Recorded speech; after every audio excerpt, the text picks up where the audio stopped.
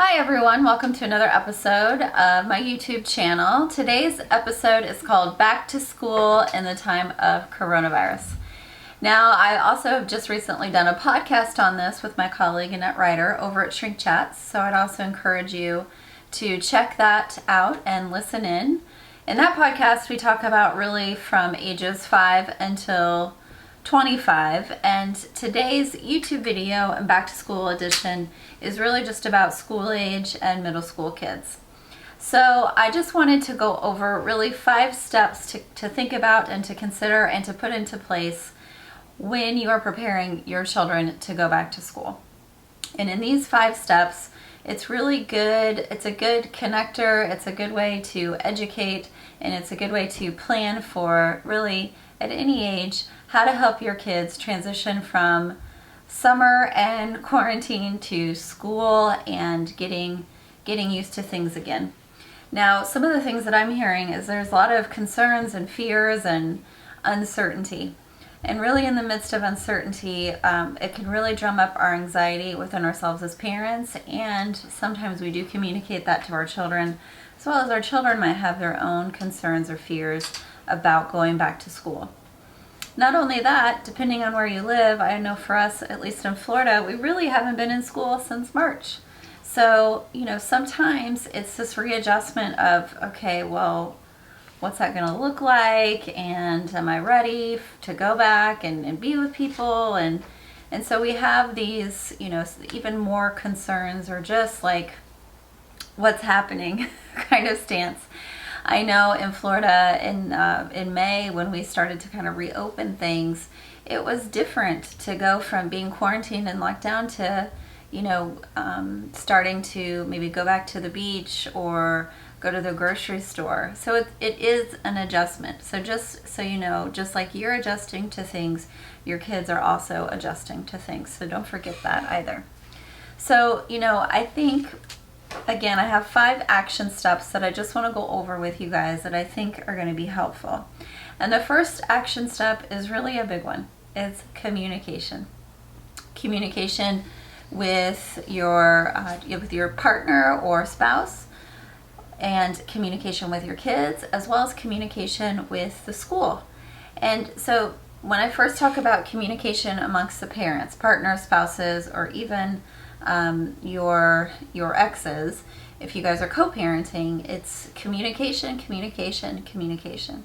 Now, generally, communication is a very broad word, and it is. It means so many different things. So the first thing is just communicating with your other parent, if there is someone in the midst, is what are we doing? Back to school, in person, what are our in person or virtual? What are some of our options? What's the school plan? So this is where you communicate and check out the school. And really what are some things that we as parents need to consider, knowing, what's in the best interest of our children, how our children learn best, what is the plan that the school is putting in place? If we're going to go back to school, what's the plan if our school is only doing virtual? What are the open communication that we're going to have with every teacher and the principal? It's so you're first kind of talking about that with your other parent. And so you're just kind of starting to start that conversation. And maybe you've already done this, because I know at least for us in Florida, we're getting ready to go back to school. So, the other thing with your partner, spouse, other parent, co-parent, you really want to say, okay, now that we've kind of started this dialogue, how do we continue it? Because really, when we first start school, we don't know what the first week, the second week, the first month is going to look like. There might be a lot of changes going on. So, it's like we've got to even plan for like family meetings or meetings, maybe once a week, until we have a better handle of how things look like. The next part of communication is communicating with your children. Once you and your co-parent or partner or spouse have decided if you're going virtual or if you're going back to school in person, then you really want to talk to your kids about how they're feeling, what the plan is, what the school plan is, as well as, if they have any questions or concerns or things that they want to talk through or talk with you about in terms of going back to school, whether that's, again, in person or virtual. And the last thing is communication with the school. And communicating with the school is, kind of what I was saying earlier is, what's the school's plan for the first week? What's it going to look like? And what do the parents need to know? How can we communicate once school's been started? Will we be notified if there is, someone who's been diagnosed with coronavirus? So I think it's really good to just get clear on how you're going to communicate with the school as well. So again, communicate with your spouse, partner, co-parent, communicating with your kids and telling your kids, please come talk to us whenever you need to regarding anything that's happening in the school, and then communicating with the school and having that open line of communication. That's super important. The second step is prepare and plan. So what's that mean? Once you've communicated with the school on what the school opening looks like, again, whether it's virtual or in person, you want to prepare yourself and you want to prepare your children. School supplies, if you have a school uniform.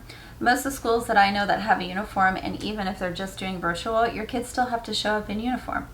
So school supplies, uniform, and what's the school plan? Are they, if it's in person, are they doing like what the CDC recommends regarding like pods and kids are sticking into the classroom? Are we social distancing? What's the mask policy? And if one class gets quarantined, what's that look like? So really, prepare and plan. So find out what the school plan is and communicate that also with your children. And then prepare. Our practice is really, how are we practicing wearing our mask all day, or if we're deciding to do virtual, what that virtual plan is going to look like, as well as, where are we going to, if we're doing virtual, where are we going to go in our house to do school, and, what's that going to look like? So I just think it's important to really say, how can we best prepare? I know at our school, they sent out a little video of what drop-off is going to look like, temperature checks, school car line, hallway monitoring, what the classrooms look like. And if the school that your child is going to, if they're giving you that information, then please share that with your children. They want to know too. So again, the second step is practice and prepare. The third step is flexibility and grace. And know that you've got to be flexible. So as much as I'm telling you to kind of plan and prepare, also tell yourself and tell your kids, like school might look like this the first week, and then the second week it might look a little different. So we have to be flexible and learn about adapting. And that doesn't mean that you jump into things are so uncertain and oh my gosh, and what are we going to do? Because again, that's going to create anxiety. It's flexibility is, hey, we might be going north and then we have to turn around and go south, or we might be going east and we've got to turn and go west. Whatever analogy you want to use, remember we've got to be flexible and not so rigid that we're only going to see things one way. So, please remember flexibility. And then grace, what is grace? Is please understand teachers and school administration have been working so hard and they want to protect your children as well as themselves. And so, if you're doing virtual, maybe the internet goes out. And so you've got to give your kids and the teachers some grace that everyone is doing their best. So remember, if we make an assumption, assume that everyone's doing their best and give each other some grace. Okay, guys? The fourth step is stress relievers. We have all been under a significant amount of stress, including our children. And so we want to make sure that as we go back into school, we're still planning or we're still implementing good ways to take care of ourselves, whether it's a family walk after school or after dinner, or, listening to music and dancing, having a dance party with your family, maybe making a family meal together, or, Friday night, movie night, whatever that is, make sure that you're still implementing some stress relievers.